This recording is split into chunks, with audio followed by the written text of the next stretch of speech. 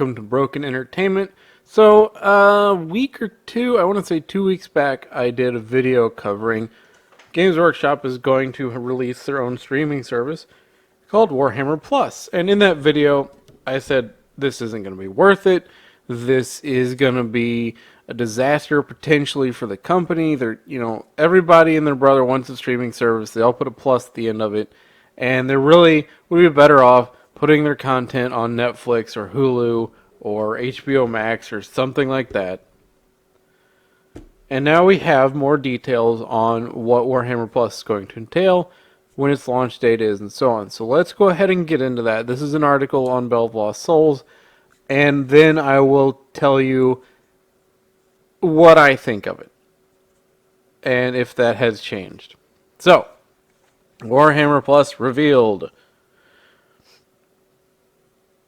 Now we know what Warhammer Plus is and what's in it for fans and how much this is going to cost. We got a ton of amazing reveals for Warhammer Plus and lots of questions answered, so let's dive right in and talk about Warhammer Plus. We'll be giving it subscribers, and it's quite impressive.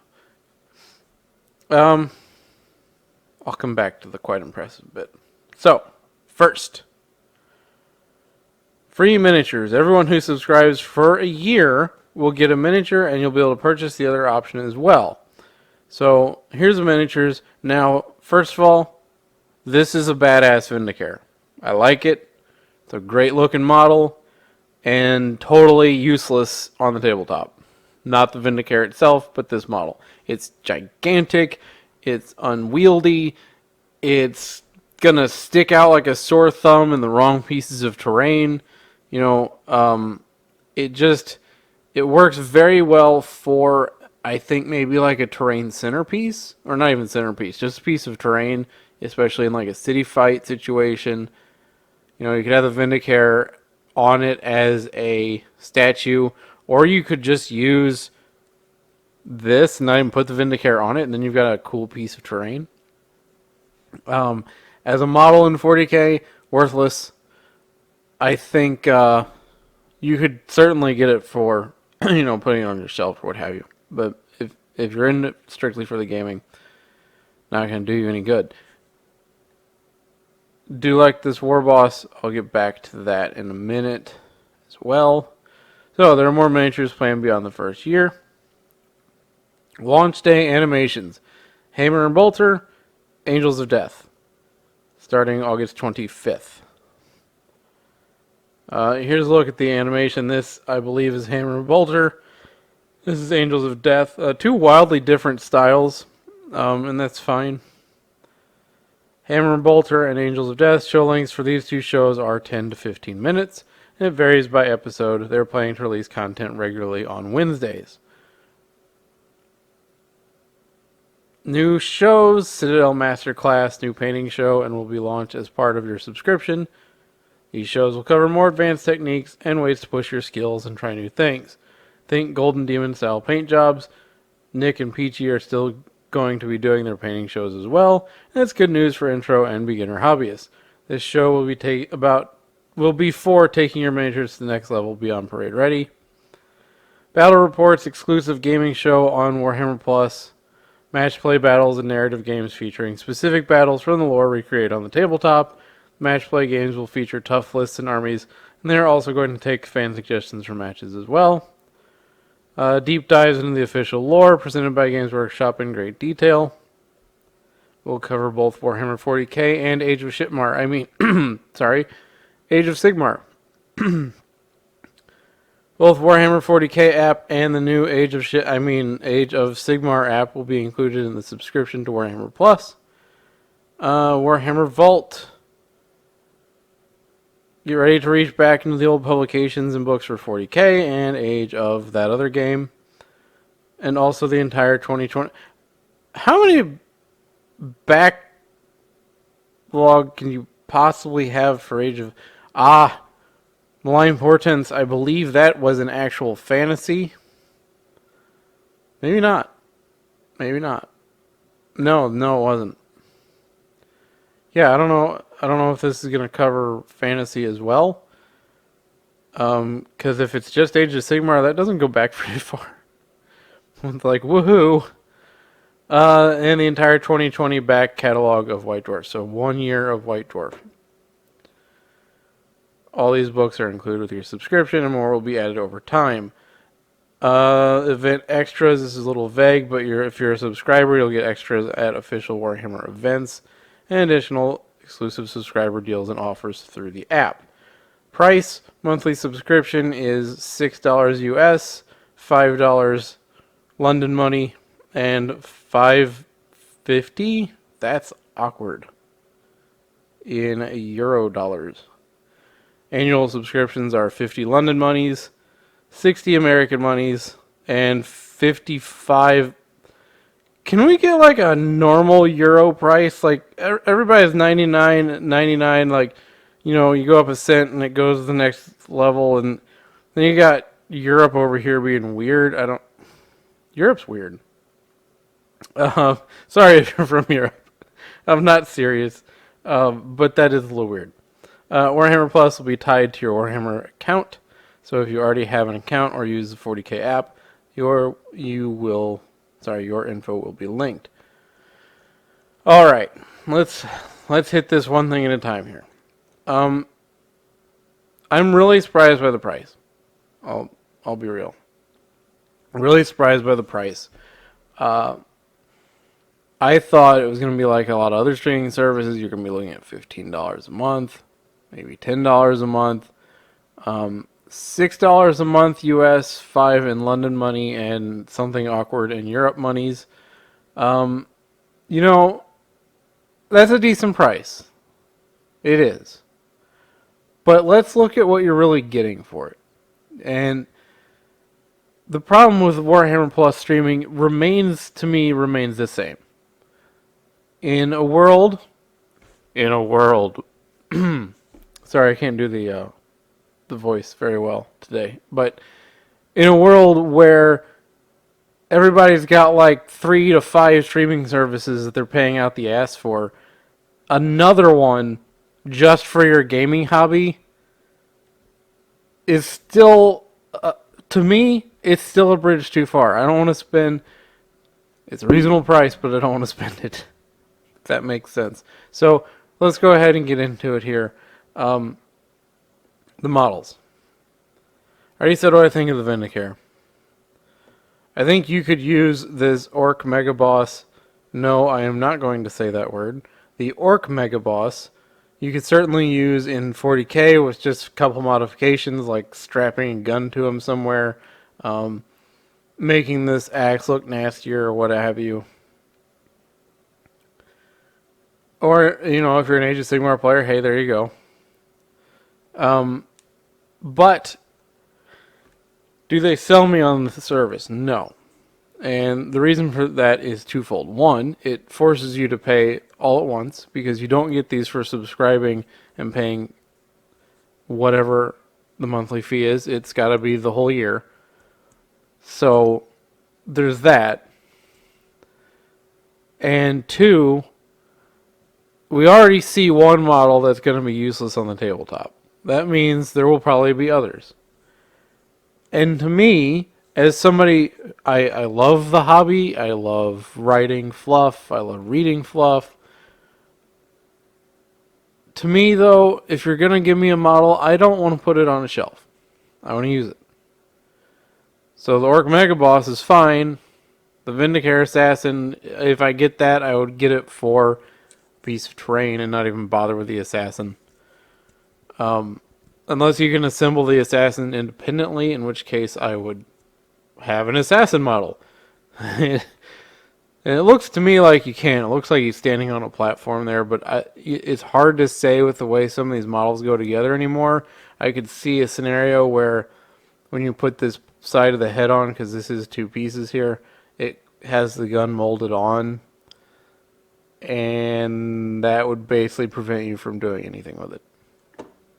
Short of using a lot of knives. Mega Boss is fine. Not worth it.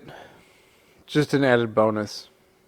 And only an added bonus to get you to sign up for 1 year.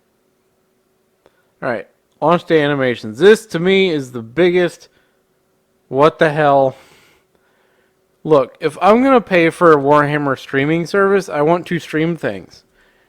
And I'm going to get to the other content in a minute, but this reminds me of their app launch. They launched their app, and they're like, oh, there's going to have to be an army builder, and all you got to do is sign on the dotted line and pay all this money up front, or pay per month, and you'll get access to these books, when you buy them.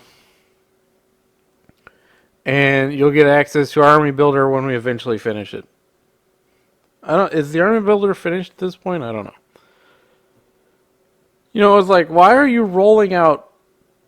And it had other problems too. It was infamously laughed at. Why are you rolling out an app that's basically not done? And I have the same question for Warhammer Plus. Why are you rolling this out now? Roll this out when you have 5 or 6 shows where you're like, hey, look at all this awesome stuff, and we're only going to have more. But you're starting with 2? 2 shows? Are you kidding me? 2? And then, to make matters worse, now, animation-wise, these look pretty cool. I haven't seen them in motion, but the stills, these are cool styles of animation. However, show lengths are 10 to 15 minutes. That's a short YouTube video. That's not a show. A show, to me, is 30 minutes to an hour. What are you talking about, 10 to 15 minutes? They're also not releasing all at once, so no one's going to binge watch it, which I think is the right decision. Especially with only 2 shows. Good Lord. But 10 to 15 minutes, it's just not enough to me to call it a show. It's more like a short. But, to each their own, I suppose. To some people, that'll be a perfect time length. But the bigger problem is 2 shows. You're rolling out your streaming service with 2 shows. Alright, so now they do have some other stuff. They also have as a show Citadel Masterclass. Now, what's the problem with that? Well, since you asked, the problem I have with it is that you can do this for free. There are 1.5 million YouTubers who do painting videos and other places on the web that do painting videos that cover these same topics, and they're free. It's like the models. It's like, okay, well, this comes with it, I guess. You're not going to sign up for that, right? I don't think most people will, and maybe people will. I don't know, but to me, there's a lot of great painters out there that have free shows you can watch that will help you get better. You don't need to watch. You don't need to pay this random, whatever the amount of money is wherever you live, for the app so you can watch this. And we have Battle Report. And again, same thing. This is available already for free. Now they're saying, well, this is the official Games Workshop. Well, alright. So, a little background. I have played 40K since the advent of 3rd edition many moons ago. And I've read official 40K battle reports, and they're not very good. If you really want to learn the tournament scene, are you going to go to Warhammer Streaming? Or are you going to go to tournament guys that do battle reports on YouTube and tell you how to get better at tournaments? Now, that's just saying tournaments. I don't play tournaments. I haven't played tournaments in years. But a lot of people do, and if you're going to, and you want to watch battle reports to get better, which one are you going to turn to? Now, if you're just casually watching, it should be fine. But again, it's available for free. So, again, why would you pay for it? So it's another thing that just kind of comes with it. Lore Masters, for me personally, look, I've been playing this game for a long time. Believe me, I know the lore. Okay, I have a lot of lore books. I have a lot of novels. I have old books going back many moons, and this is something I don't need or have that much interest in, because they're going to cover a lot of stuff that I already know, and I'd rather just kind of read it or listen to audiobooks or what have you on my own time. That said, I could see a scenario where a lot of people, especially somebody newer to the game or the setting, would find this very useful. And some of this is out there on YouTube, yes, but I think this consolidates it pretty well. And if they do it like I think they should, then it could be useful and good for people. Just me personally, The apps. This is probably... No. This is the second most important thing on here for me. The app alone was about this price. And now you can pay this price for Warhammer Plus streaming and get the app as well. That to me is a pretty good deal because you're actually getting two services. And now, again, personally speaking, don't take this the wrong way. Other people have different reactions. Other people might find these apps very useful. That's fine. I can make an army list on BattleScribe.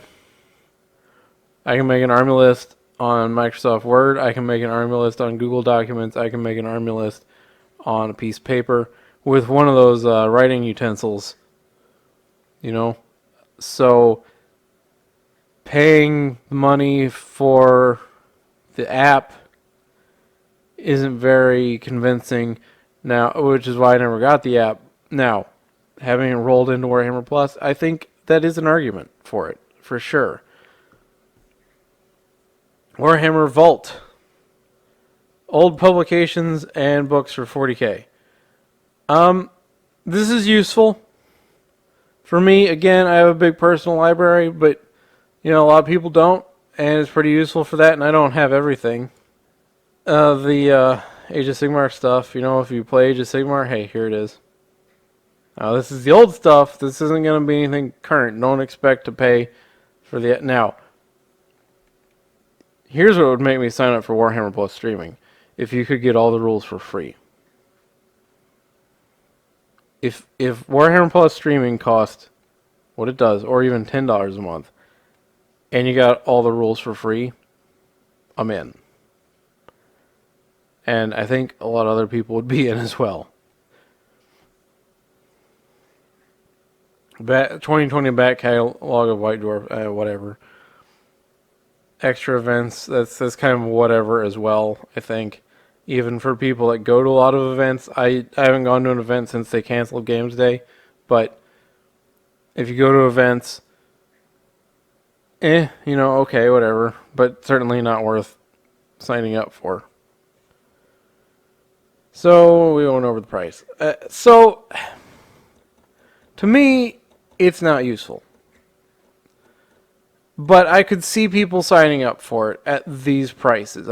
I'm shocked at these prices. I could see people signing up for it. I think they'll get people.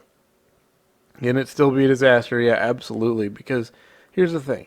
It's still another $6 a month. And you really have to weigh. You really look into it and see what you're really getting.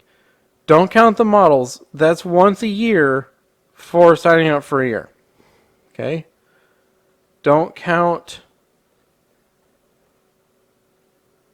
You can maybe count Masterclass if you're concerned about getting information from the official people. Don't count the battle reports. Don't count the White Dwarf. The apps, to me, the big thing is the apps and the shows. Like, if I'm going to sign up for a streaming service, I want to watch shows, right? So, getting the apps and the shows, I think you could make an argument. I'll put it that way. For me personally, it's a no.